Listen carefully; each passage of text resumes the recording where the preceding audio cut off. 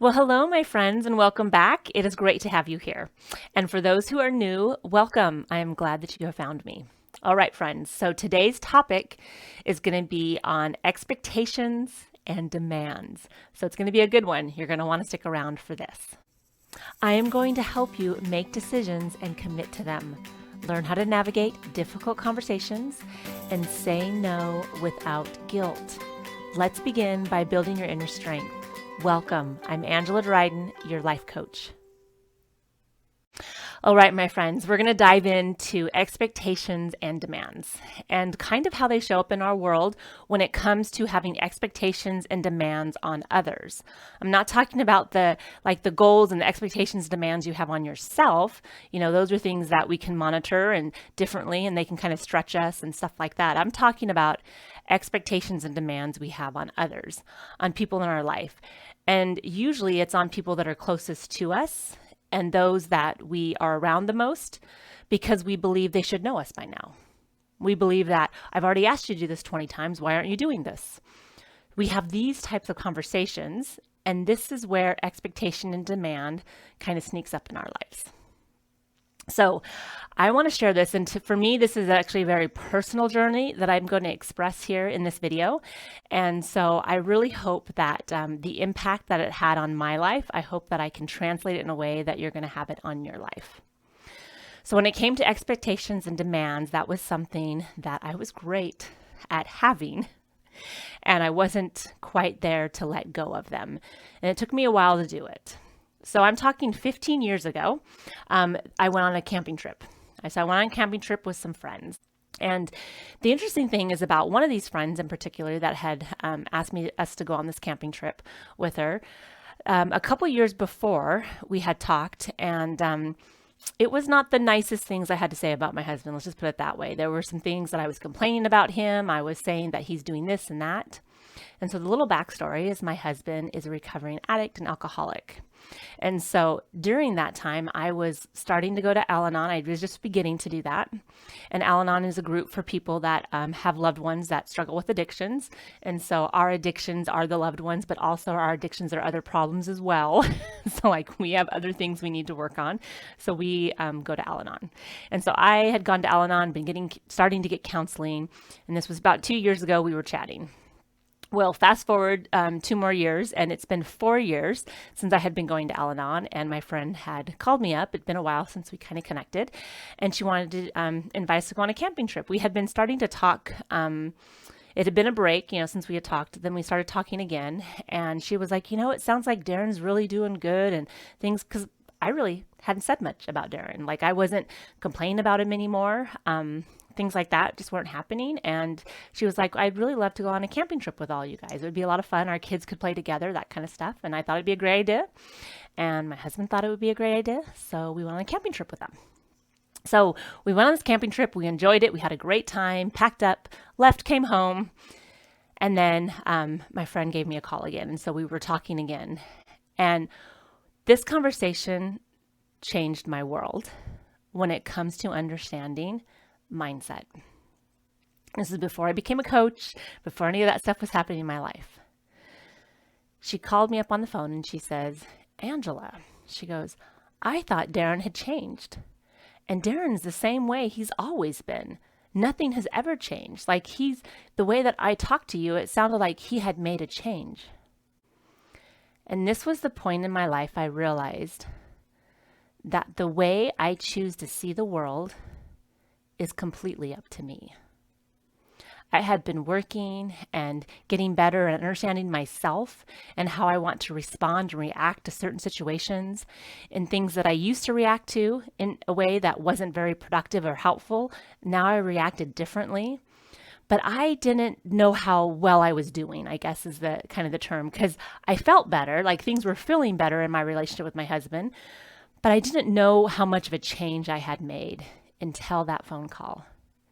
And then I realized that when I got off the phone with her, I thought, oh my gosh, like other people might see Darren the same way he's always been, but they aren't working on their mindset, so they don't see anything different. I've been working on mine So I see something different. And that is what I'm talking about with expectations and demands, and how it can be that in life, we can start to make these certain little shifts and we think like, well, how long do I have to do this for? Do I have to do this forever? Like, when do I have to stop? And the answer is, why do you want to stop? And why are you still going forward? Like, if it's so hard to do, if it's frustrating and you feel like you're not making any headway, why are you doing it? And if it's so frustrating and hard, what could you think differently to make it easier? Is it possible? And start open up to possibilities as opposed to close off that, nope, it's the way that he's being, it's this, and if he just doesn't, then I don't want anything to do with it. And we close our mindset so tightly that we're not willing to expand with what could be. Or we're afraid of what to expand with what could be because we're afraid of the guilt we're going to feel if maybe it is some of us as well. Like, maybe it is me too.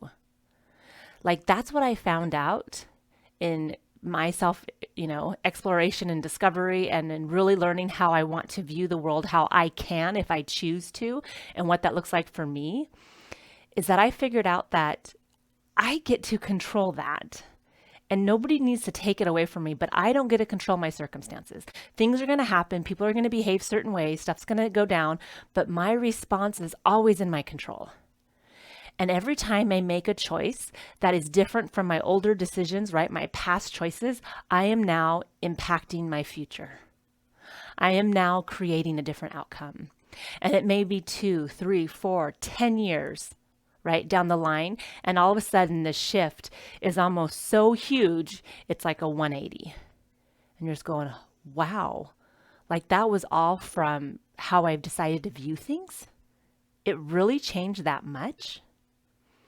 And that is what I want to share with you about the power of mindset, but also the power of dropping expectations and demands.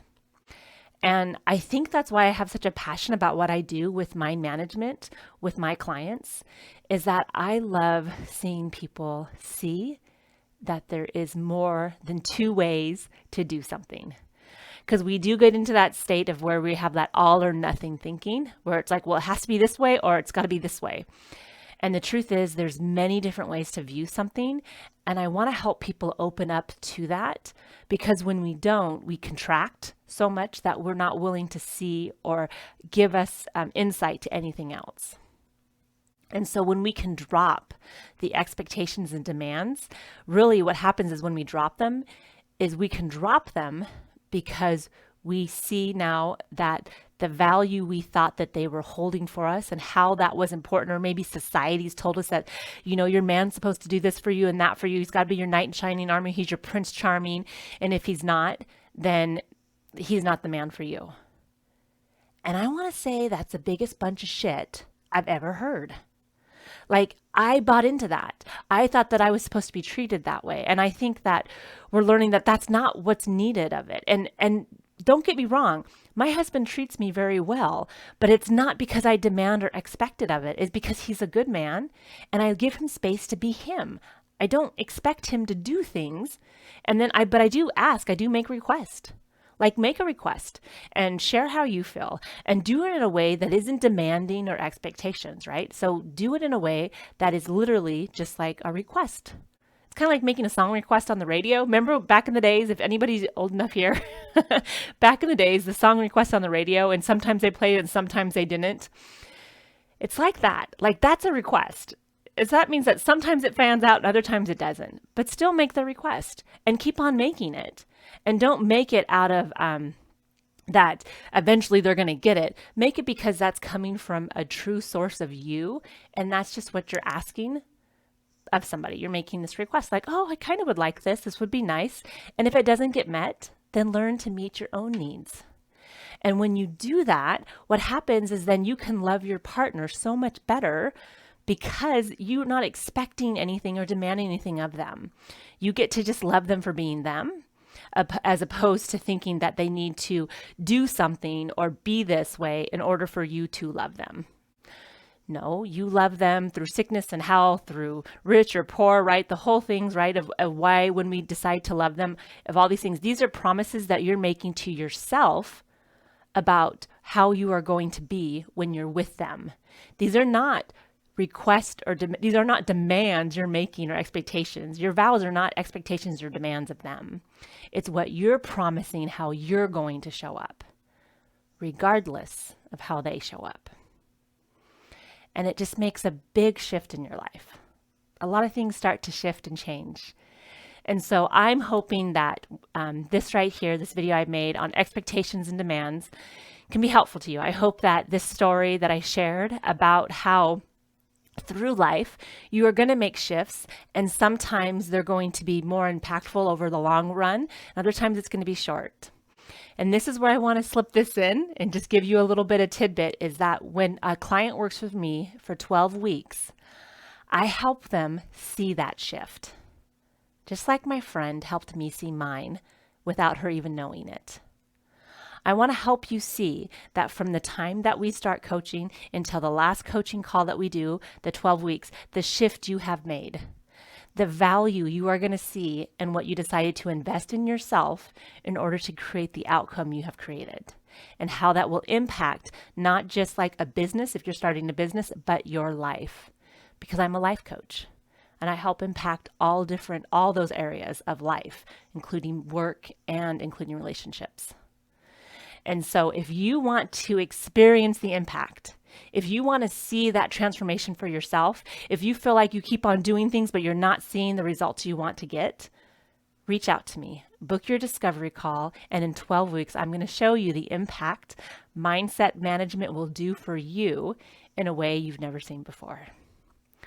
All right, my friends, take care of you and make sure to make requests, all the requests you want. But learn how to drop the demands and expectations as you meet your needs. All right, take care of you until we talk again. This next step is easy. Book your free discovery call at www.angeladryden.com today. And don't forget to subscribe to my channel and share this information with a friend. Until next time, take care of you.